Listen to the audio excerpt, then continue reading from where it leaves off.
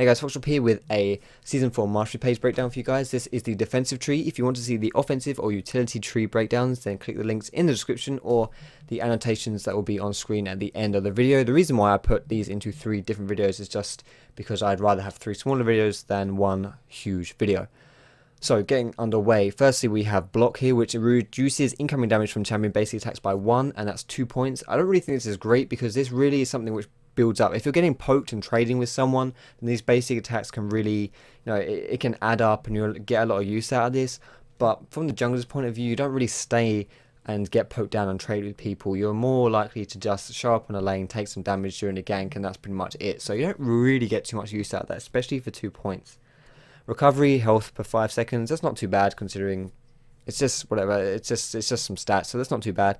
Enchanted armor increases your armor and magic resist by 5%. This is better in the late game, obviously, when you have more armor and more magic resist to benefit this from. 5% isn't amazing, but it's not too bad either. And only for 2 points, it's okay if you're thinking of buying a lot of armor and magic resist. If you're going to be the tank, then this is a pretty good mastery to pick up. Tough skin here reduces damage taken by neutral monsters by 1. Or with 2 points, so it goes up to 2. That's pretty good actually, because especially on the mini creeps, so things like the mini wraiths which are hitting you, they only hit you for like 5 damage each anyway. So if you reduce that damage by 2, then that's pretty much cutting their damage in half. So it's definitely worth it for those situations. Unyielding here, melee reduces all incoming damage from champions by 2. Range reduces all incoming damage from champions by 1. Not great, but not too bad either really. I think for 1 point, if you've taken block, then you could take unyielding as well, and it's not too big a deal.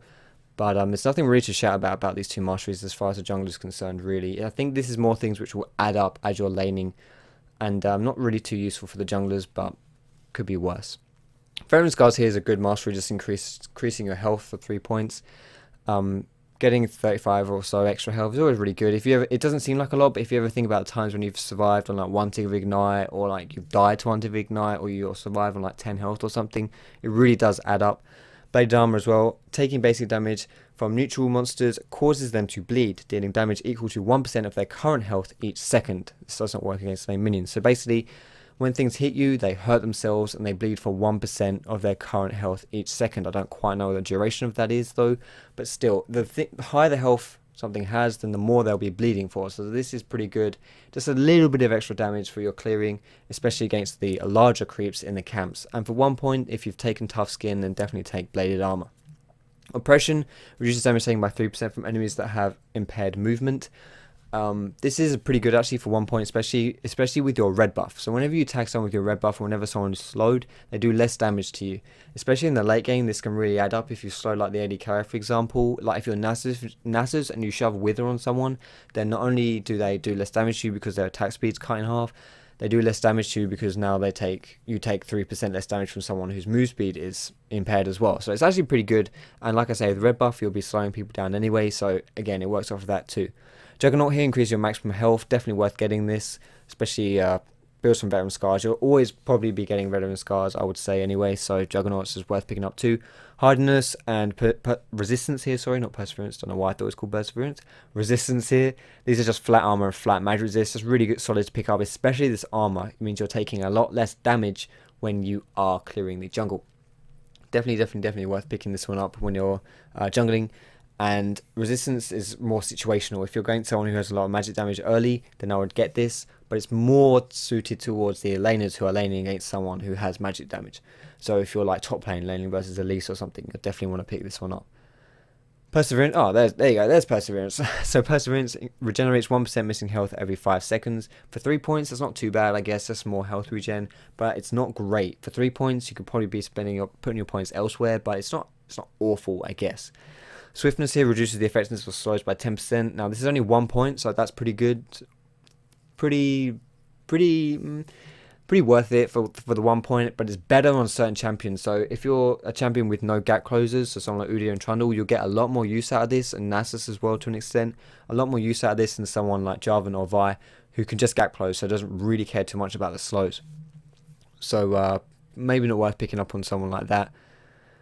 Reinforced armor here reduces damage from critical strikes. Now this is really nice because in the late game, 10% reduced damage is the 10% means more when something does more damage to you. So if something hits you for 1,000, then we reduce that by 10%, then that hits you for 100 less. If something only hits you for 100, then you reduce that by 10%, you're only taking 10 less damage. So the more damage something hits you for, the more these percentage scaling masteries help you. And if you think about what is critting you, it's the AD carries. The AD carries are the ones who are going to be critting you. And when are the AD carries that they're like most annoying, at their most powerful? It's in the late game. So in the late game, when they're going to be having a lot of damage and they're going to be critting you, it really is just a match made in heaven. This reinforced armor is definitely worth picking up in my opinion. Now, there are some AD carry builds where they don't actually get crit anymore, like the Legolas builds where they just go Bloodthirster and Last Whisper, but there are a lot of AD items like Phantom Dancer, Infinity Edge or Triforce. All of those have crit on them, and they're all really good items, so you can expect to get a lot of damage out of this. And also, it is sustained damage reduction. It's not just like a burst damage reduction. It is constant. Like AD carries DPS is constant. They're going to be critting you a lot. There's not a cooldown on how many times they can crit you. So this is a really good mastery in my opinion.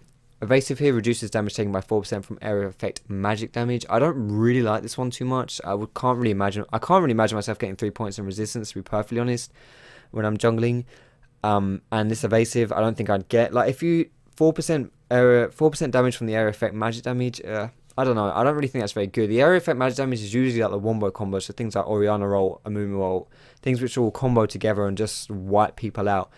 Yes, you want to take less damage from that, so I guess it could be good as the front line, but to be fair, if this 4% magic damage was, like 4% damage reduction was useful to you, i.e. you would be dead or close to dying without it, chances are you're way too low anyway that it doesn't matter. Like you're just too squishy, you're just going to die anyway, so I don't really think that's too useful, but maybe it could be in certain team comps, or against certain team comps, sorry, I should say. Second wind here reduces all sources of increases all sources of incoming healing by 10% when below 25% health. I do like this. This one builds out of perseverance. I don't really think I'd be putting 3 points into perseverance too often though to actually get the second win, considering there are a lot better masteries in my opinion, but it's not too bad. If you're playing someone like Nasus, for example, who has inbuilt sustain, or someone like let's say Zac or Aatrox, this is obviously much better on those type of champions than on other champions who don't have any natural sustain. So you have to rely on like a Nami or like a Soraka or something to be healing you, else you're not going to get any use out of that really, apart from maybe potions. It's not too bad for 1 point. If you've taken the perseverance, then it's not, this second win isn't too bad for 1 point.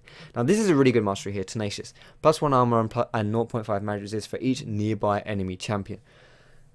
This is a lot better in the early game than it is in the late game because it is a flat amount. So if you like 4 armor in the early game means more than 4 armor in the late game, because people have more items, they have armor pens, stuff like that.